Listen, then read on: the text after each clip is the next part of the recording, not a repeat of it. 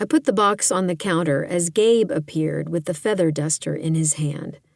He wore trousers, a white shirt, and suspenders. His sandy hair was cut short, but not in a bowl cut, which gave away that he wasn't really Amish. Except not to the tourists. Most of them didn't know little details like that. Mommy liked us to dress plain when we worked in the shop. Gabe dropped the duster on the counter.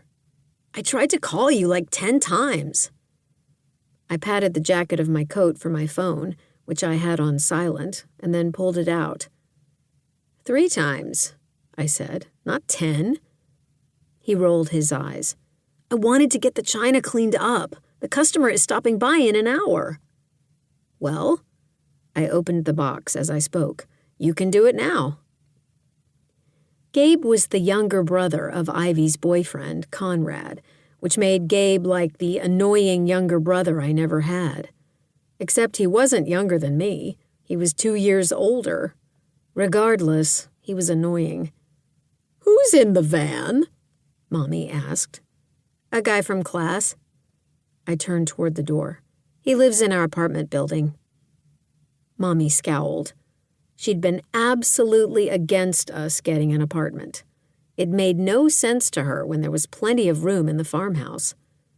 "He's harmless. I'm just helping him out today. That's why I couldn't bring the china earlier." I headed toward the door, and both Mommy and Gabe followed me. As I stepped outside onto the porch, the first thing I noticed was that Rylan wasn't in the van. I looked to my right and then quickly to the left. He was nowhere to be seen.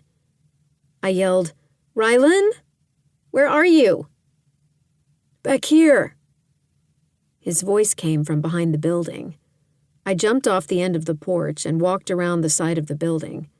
Mommy and Gabe didn't follow. I guessed they were headed through the store to the back door.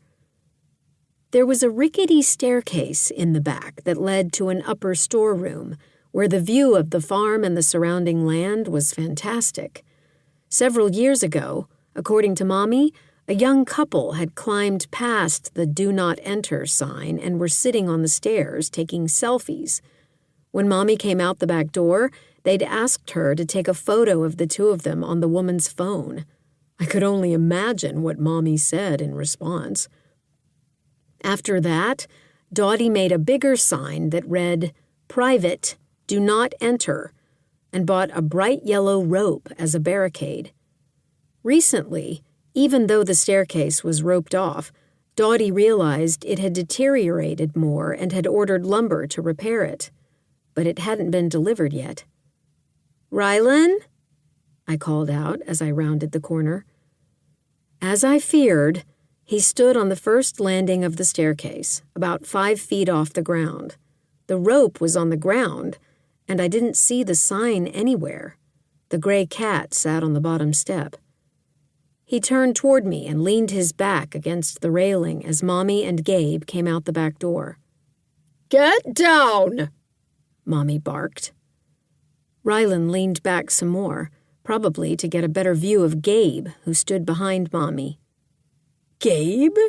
Gabe Johnson? Why are you wearing those clothes?" It all happened in slow motion. Rylan put more of his weight against the railing as he tried to stand up straight, turning as he did. But then he fell forward, into the wooden railing, and it snapped in two. As he fell over the edge, his arms flailed and his cane flew. I froze. The cat ran. He hit the ground with a thud. For a moment, all was silent. But then a spine-chilling scream brought me to my senses.